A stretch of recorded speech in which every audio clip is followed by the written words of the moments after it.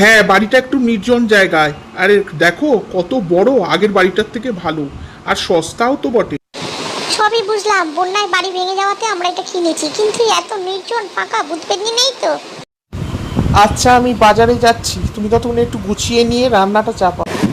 আরে দাঁড়া দাঁড়া, আমিও তোমার সাথে বাজারে যাবো, আমি একা থাকতে পারবো না। দেখো আমাকে না নিয়ে চলে গেল। আরে ওটা কে, ওটা কে? আরে এতক্ষণ বাজার থেকে আসলে হাতে ওটা কি জানো? আমার কি ভয় করছিল। ভয় পেয়েছো কেন, কি হয়েছে?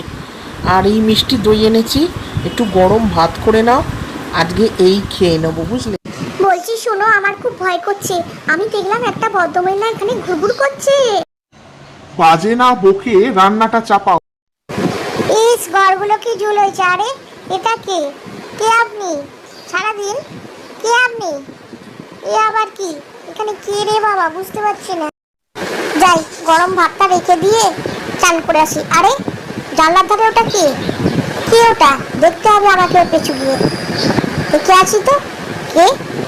আওয়াজ দেবো না, পেছু পেছু যাই, চুপচাপ যেতে হবে। এ ভদ্রমহিলা কে?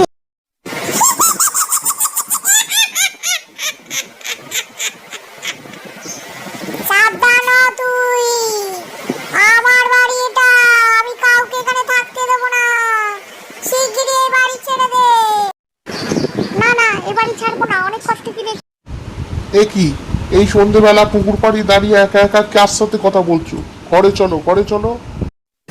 আরে এক্ষুনি এখানে একটা পেতনি দাঁড়িয়ে কথা বলছিল। তুমি ভালো হয়েছে এসে গেছো। পেতনিটা বলছিল বাড়ি ছেড়ে দিতে। আরে ধুর, কোথায় পেতনি? কাউকে তো দেখছি না, যত সব ভুলভাল দেখেছো। বাজারে আমালাটাও বলছিল ভূত আছে।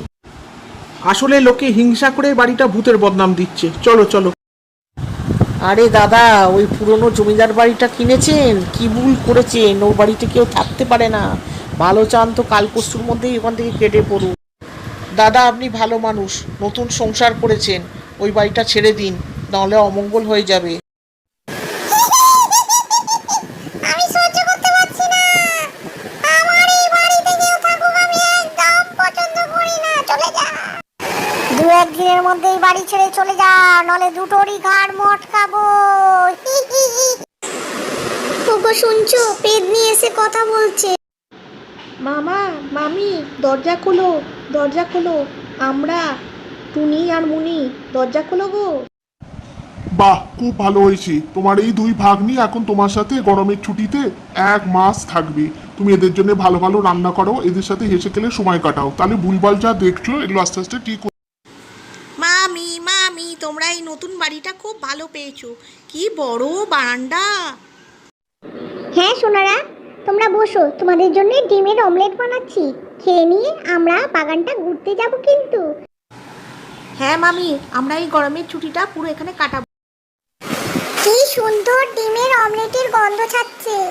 আমার খুব প্রিয় খাবার এটা। তোদের একা খেতে দেবো না আমি। দাঁড়া, তোদের দেখাচ্ছি মজা।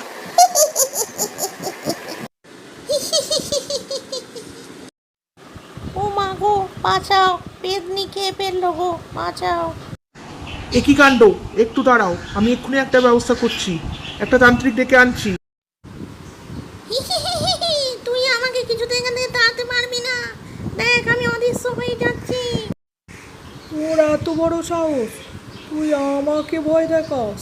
দাঁড়া, এমন একটা মন্ত্র পড়বো তুই বুঝতে পারবি, নে তারে। ঠিক আছে ঠিক আছে, আমি চলে যাচ্ছি, কিন্তু এই পুকুরের ভেতর আমার দেহ আছে, এটা সৎকার করার ব্যবস্থা করো। আমি কথা দিচ্ছি পেদনি, আমি তোমার দেহটা তুলে পুকুর থেকে সৎকার করব। তুমি এখান থেকে চলে যাও দয়া করে। ঠিক আছে, তুই এই পুকুর থেকে দেহটা তুলে সৎকার করিস, আমি তাহলে মুক্তি পাবো, মুক্তি পাবো। বন্ধুরা, ভিডিওটা তাড়াতাড়ি সাবস্ক্রাইব করো পরের ভিডিওর জন্য।